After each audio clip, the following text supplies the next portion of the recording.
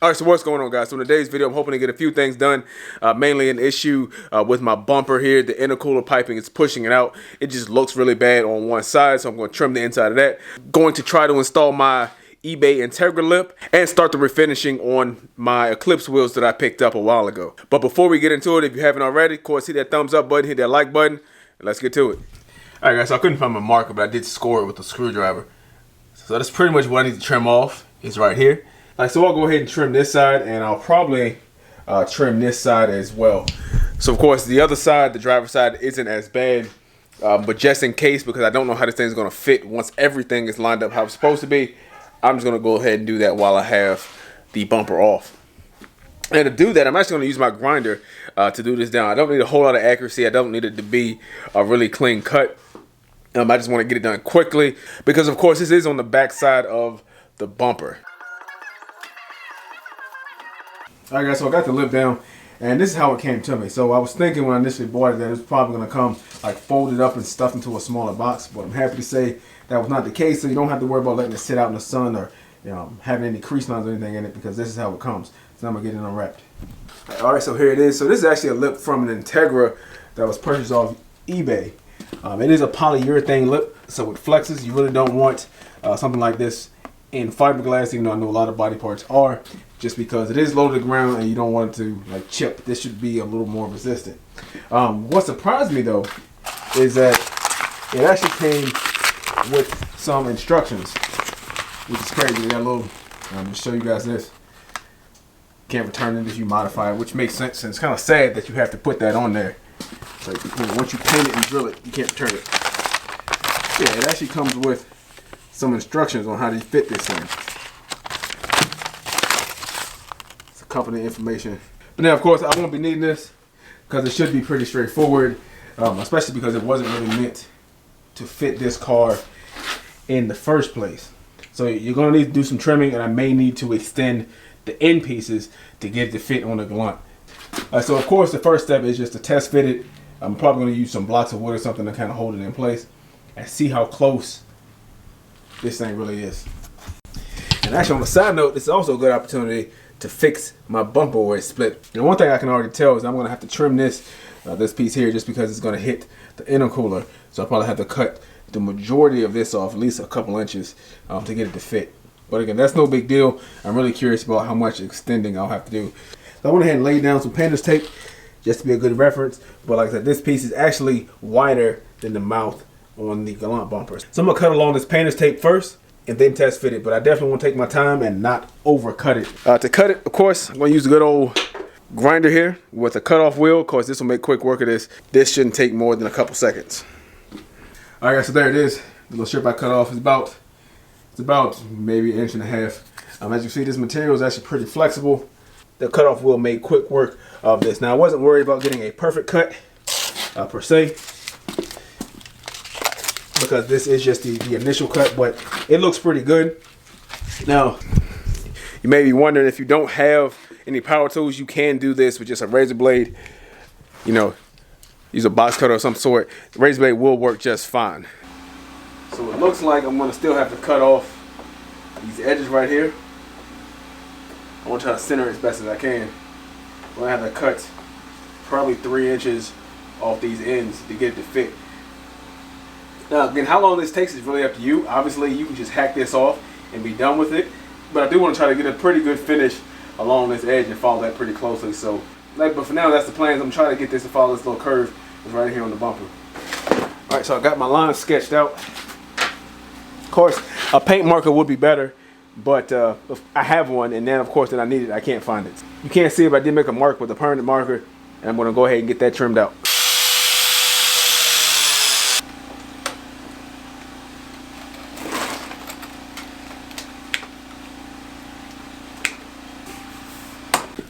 All right, guys. So this is extremely rough cut. So I'm actually going to need to break up my heat gun, and what I'm going to do is just apply some heat to this flat area here, just kind of gradually, and just pull on it to stretch this out. All right, guys. So unfortunately, I was rushing and I did make a mistake. I installed the lip without filming it. It actually went on really easily. There was very, very minor stretching that needed to be done.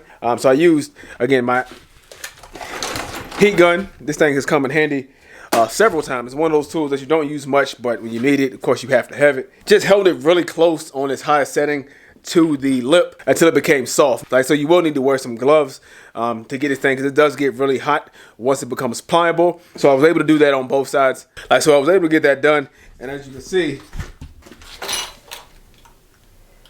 I think it looks really good. Like, so it's still not 100% done. I am going to smooth out the edges that are along here and along these posts here, but you get the idea. It does help. And of course, with the whole car being black, you can't really tell too much anyway, but I am going to take it back off and, you know, sand away some of those corners just to get them to line up. Like, so one thing I didn't talk about is that the kit actually comes with self-tapping screws. It came with 4 of them. The lip does come, does wrap around the back side of the bumper like it's supposed to. Like, so, and all I did was line it up with the groove that was already there and kind of line it up all the way around the bumper. But even with that, it's still not perfect. I'm going to take the lip back off and do some more sanding on it and get it ready. But I'm not going to paint it in this video. Of course, as I told you guys, I am going to be painting this car. So, you know, it'll stay in this finish at least until I paint the rest of the car. And then I'll paint the bumper separate. Like, but I still feel like I need to do something with my license plate. Of course, I'm in Virginia. Do have to legally have a license plate on the front of our car for some reason. And it just ruins kind of the entire appearance of the car. And in some cars, causes hundreds, if not thousands of dollars worth of damage. And it's really just a BS law. Like, but fun fact, some people think they're getting away with something when they put their license plate, you know, on their dash behind their windshield.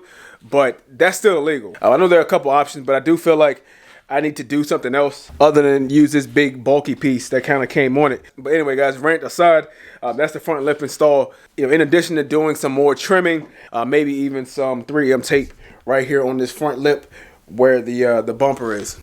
My next project, I'm gonna start working on these wheels over here. So of course I showed you guys those in a video a while ago. They do have some curb rash on them, so I'm gonna get that fixed up, get them painted, get them on the car, get tires on them, of course, and that will also help with the traction.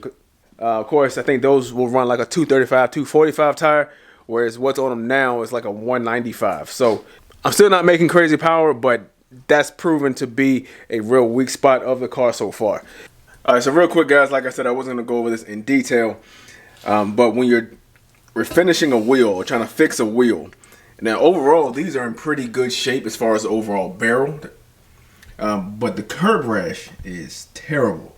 It's almost like they hit the curb and then just had to hit it a little bit more to make sure they hit it, because this is pretty badly ground. So now what you'll notice is I actually already have sanded these. And this is kind of what remains. So when you're sanding down a wheel to fix curb rash, you don't want to thin, you know, the edge of the barrel out in order to accomplish that. All I was really trying to do was to knock down the high spots.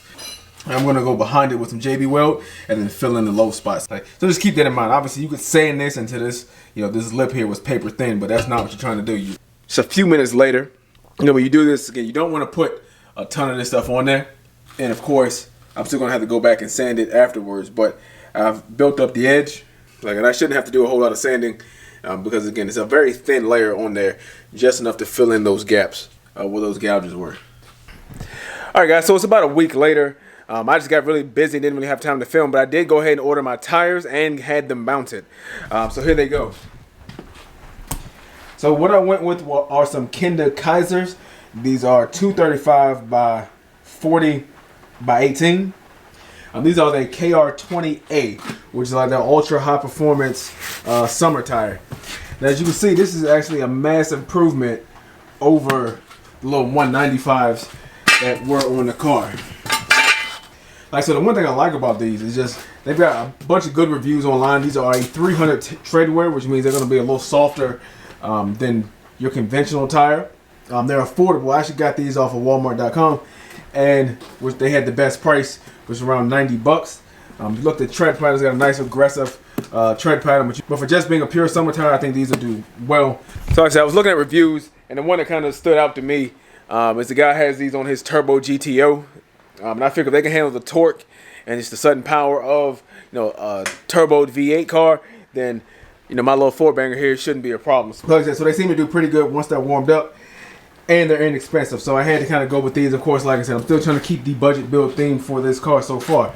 Of course, these are the Eclipse wheels, the Eclipse GT wheels that I picked up for 60 bucks for the set.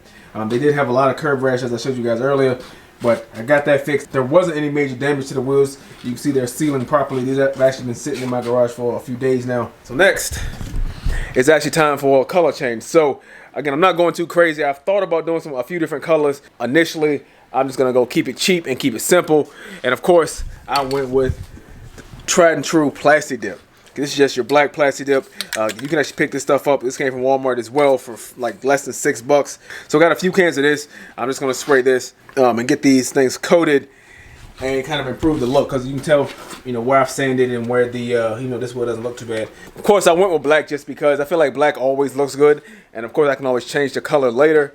But that'll be a good start. So there's a couple things to know, and of course there are plenty of videos on Plasti Dip on YouTube, but I'm going to just clean these wheels off really well with just soap and water. And I've actually got both of my heaters on outside in the garage. Of course it is winter, but with both heaters going for about an hour or so, the garage is actually pretty warm. Of course I'm out here in a t-shirt, so it's not bad. And of course I'm going to keep the other cans in the house until I'm ready to use them. Then I've also got a bucket of hot water I'm going to bring out here, just between coats. The can I'm using will sit in that bucket of hot water, and that allows you to get a smoother finish on the Plasti Dip. But at the end of the day, it is Plasti Dip, so whatever becomes of it, becomes of it.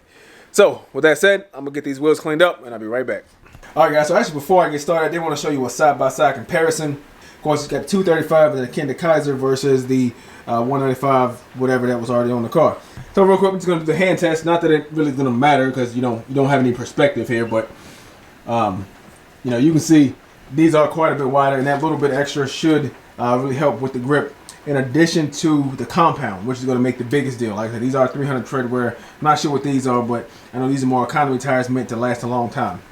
But in case you're not familiar with tread wear, basically the lower the number, the softer the compound is going to be, which in turn, of course, means that tire is going to wear faster. So obviously, these being a 300 tread wear are going to wear a lot faster than these, which are probably like a 400 plus tread wear. Now you can really go down that rabbit hole if you like. Just do some research on tread wear, but that's just a quick kind of overview of what that means. But anyway, with that said, now I'm going to actually get these wheels cleaned up and get them ready to be sprayed. All right, so like I mentioned, I'm just going to be using a spray bottle with some soapy water in it. I do have some acetone as well as some wax and grease remover, but this will work fine. Just going to spray. We're just going to spray the tire down. We're not going to spray the tire down. But we're just going to spray the tire down really well. And I'm looking to get, of course, the face, but on the sides of the spokes, as well as the first couple inches of the barrel. Kind of get those saturated so we can start breaking down the grease. Then we're going to wipe this down with a microfiber rag. Alright, so I got the wheels cleaned up. Now looking at them, I kind of do like the silver, and I think it will look good on the car, but again, just keep it simple. I'm going to go with the black, plus I have to recoat these because I had to repair the edges. When you're doing this, especially with soap and water, it's also a good time to check your valve stems. Of course, if you spray them down and you see bubbling, that means, of course, that the valve stem is leaking. Right now, I did replace these. Of course, valve stems are pretty cheap. So if you have a set of like unknown wheels, I would recommend go ahead and replacing those before you put tires on, because it would kind of be more of a headache, I guess, to get your wheels mounted and then find out one of your valve stems is leaking, and then have to take it back and have it redo it. So I kind of took care of all that at one time. So then we're going to let these sit out here for about 30 minutes just to make sure they are completely dry. I did wipe them down again with a microfiber cloth. And if you're doing this off the car, you also want to make sure you get down to where the lug nuts are. That area can hold a lot of dirt. Alright guys, so I'm back about 30 minutes later. And now the first coat is going to be a light dusting coat just to help it get it stick. Alright, check out the wheels. They look pretty good. Like I said, now we're just going to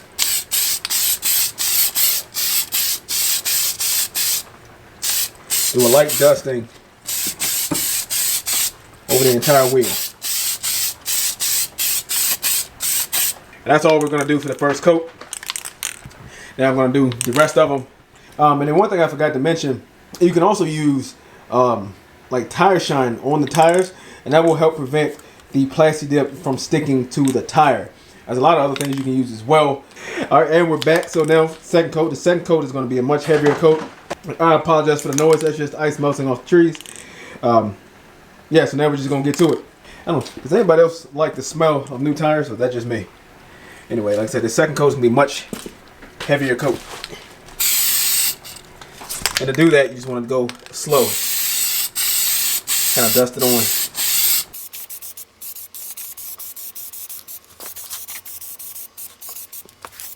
So now you get the idea, but I'm gonna go ahead and put the camera down and just finish these wheels up. All right, guys, so here we are at 3 coats. I'm about to apply the 4th and final coat. Now it says to allow 30 minutes between each coat, but I think I'm gonna allow it to dry just a little bit longer so it's completely matte. You can see there are still some shiny spots, but this is what it's gonna look like here. It's kind of like a satin, low gloss black look. And so far, I think they look pretty good. So I just need one more coat. All right, so that is the 4th and final coat. Of course, I just finished spraying it, so of course it still has that gloss to it. All right, so that's it, guys. It does say allow 4 hours for drying, so I'll come back sometime either tonight or maybe even tomorrow morning. Go ahead and get these mounted on the car. Again, I'm pretty happy with how it looked. It's not perfect. I really didn't spend a lot of time fixing that curb rash. As I showed you, it was really bad in some spots. But again, I did a really quick job, maybe a few minutes per each wheel is really as long as it took as far as getting that stuff sanded down. But I'm actually really happy about this wheel and tire setup. All in all, we're looking at less than $400 and a wheel and tire upgrade. Again, that's brand new. Should be sticky tires and an 18-inch wheel that will clear my Brembos that I showed you guys in an earlier video. And then I actually took them to one of those used tire places that you probably see on the side of the road. You know the ones I'm talking about. They're probably in the not so hot areas of your town. They, you know, nobody there speaks English. Like, and personally, the place I use, I love. I go there all the time. The tires on the Fusion, that's where I got them from, or I got them mounted at. And then these as well. Like, so as long as you're not an OSHA inspector, I think you'll be happy with your visit to those places. And the best part about it is, no matter what you're doing, you're not going to be there more than 20 minutes. But anyway, guys, like I said, I'm gonna let these dry, and then I'll come back in 4 hours and show you guys the end result. All right, guys, so here is the finished product. As you can see, they have a really nice like satin black look to them.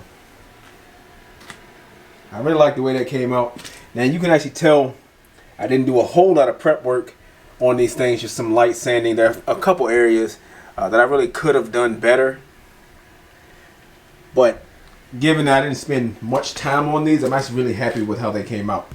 Now they seem to be not quite dry, as you can see right there in the corners. Still not completely dry yet, so I'm not going to mount them yet. It has been 4 hours, but like I said earlier, it is kind of cold, so I'm going to wait a little bit longer. All right, guys, so I'm done. I've got the wheels mounted on the car. I'll show you guys those in a second. This is one of the benefits of Plasti Dip, and one of the reasons I wanted to use it. It's just the ease of cleanup. So this is the overspray that was on the tires. As you can see, it peels right off. It does peel right off. It's kind of cool. You can actually see the numbers and stuff embedded on this stuff. It is pretty stretchy because, of course, it is like a rubber coating.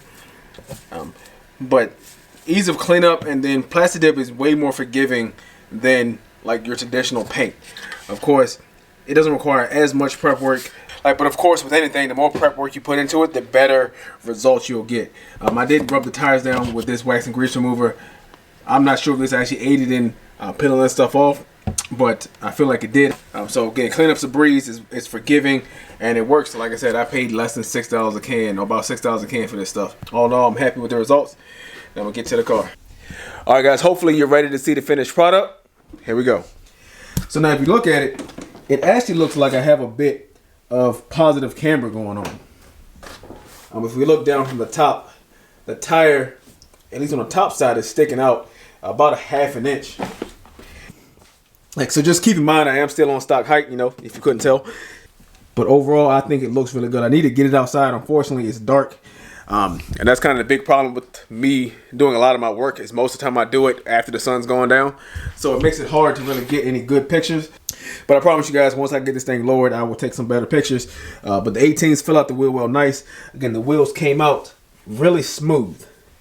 And if you look at the back is almost flush. But again, I think once I get this thing lowered, get it aligned, I think it'll be perfectly flush. Because in the back, you can see it has a little bit of negative camber. So like I said, once I lower it and then get it aligned, I'll probably have to get some alignment bolts for the back. I'm going to have to get some alignment bolts for the back. That should sit nice and square. So overall, this is a really good, cheap wheel setup. I've already done some pulls, just again, because we're still tuning the car. And this setup is already a lot better. I was spinning with the old 195s, and with these I haven't had any spinning at all. So that's definitely looking good for the future. This might give you the best lighting on this one.